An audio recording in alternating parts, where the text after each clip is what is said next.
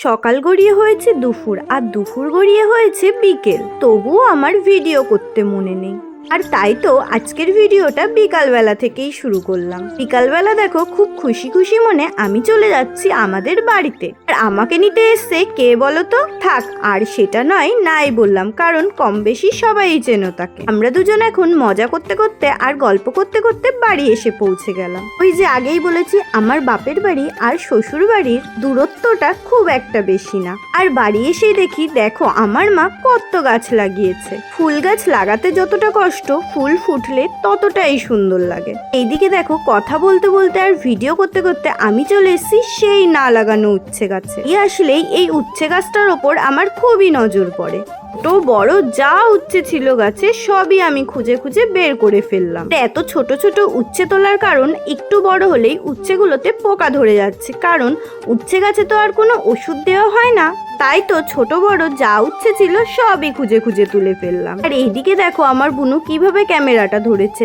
আর যেহেতু এইভাবে ক্যামেরাটা ধরেছে, আমার খুবই লজ্জা লেগে গেল। বুনু তখন আমায় বলছে, এত ছোট ছোট উচ্ছে কে খায় বলতো? ওই যে উচ্ছে গাছে কোনো ওষুধ পড়ে না, তার জন্যই তো ছোট ছোট উচ্ছে তুলে দিলাম, নয়তো আগেই বলেছি পোকা ধরে যাচ্ছে সব উচ্ছেতেই। আসলে বাড়ির জিনিস বলে কথা, যেরকমই হোক না কেন ভালো লাগে। উচ্ছে আমাদের ছোট হোক, তবুও সার ছাড়া উচ্ছে খাওয়ার ব্যাপারটাই আলাদা। উচ্ছে উচ্ছে উচ্ছে আর উচ্ছে উচ্ছে নিয়ে কিন্তু আজকে অনেক কথা বলে ফেললাম। ও বাপু, উচ্ছে নিয়ে আর বেশি কথা বলছি না, এবার আমি ঘরে চলে যাচ্ছি। ঘরে এসে দেখি এক প্যাকেট ভালোবাসা। এই ছোট্টবেলায় এই জামরুল কুড়াতে যেতাম, আর এখন জামরুল গাছ দেখতেই পায় না। আচ্ছা, আমার একটা কথা ছিল, এইগুলোকে জামরুল বলে না জাম বলে?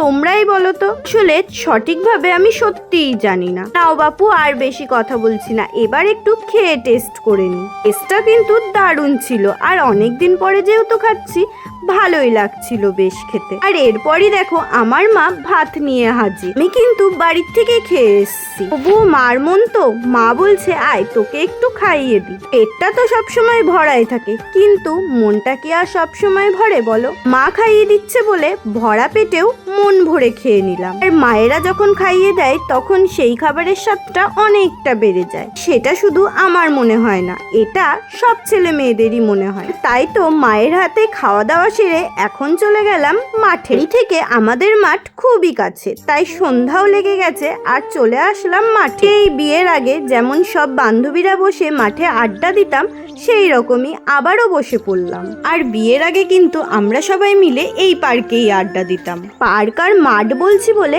একদম তোমরা অন্য কিছু ভেবো না। আমাদের বাড়ি থেকে এই মাঠটা 2 মিনিটের, আর এই মাঠের মধ্যেই রয়েছে আমাদের একটা ছোট্ট পার্ক। আর সেই পার্কেই আমরা বিয়ের আগে সব বান্ধবীরা মিলে খুবই আড্ডা দিতাম। আর বিয়ের পরেও মাঝে মাঝে সেই আড্ডাগুলো চলেই যায়। বান্ধবীর সাথে গল্প করছিলাম, তারপরে আসলো আর এক বান্ধবী। হট করে যেইভাবে ফোনটা ধরেছি, অবশ্যই লজ্জা পাওয়ারই কথা। আর সেই জন্যই তো আমার এই বান্ধবী মুখটা ঢেকে নিল। আমি এইটা বুঝি, হট করে যদি মুখের সামনে ফোন ধরা হয় সত্যি খুবই লজ্জা লেগে যায়। এখন আর বেশি কথা বলবো না, এখন আমরা সবাই মিলে একটু আড্ডা মেরে নিই।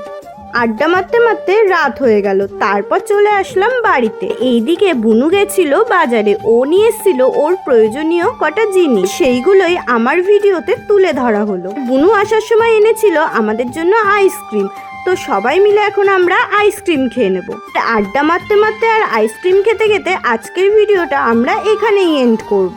তাই তো আর বেশি কথা না বলে আজকের ভিডিওটা আমি এখানেই শেষ করছি। আর ওই যে রোজ রোজ একই কথা বলতে একদমই ভালো লাগে না, তাই আজকে আর বললামই না। এই যে আমার ভিডিওটা যদি তোমাদের ভালো লেগে থাকে, অবশ্যই একটা লাইক করে দিও আর কমেন্ট করে আমার পাশে থেকো। হ্যাঁ, আমার ভিডিওর ভয়েসগুলো কেমন হচ্ছে সেটা যদি তোমরা বলো আমাকে, তাহলে আরো বেশি উৎসাহ পাবো। আজকের ভিডিওটা এই অবধি। আজকের মতন টাটা বাই বাই, নেক্সট ভিডিওতে আবার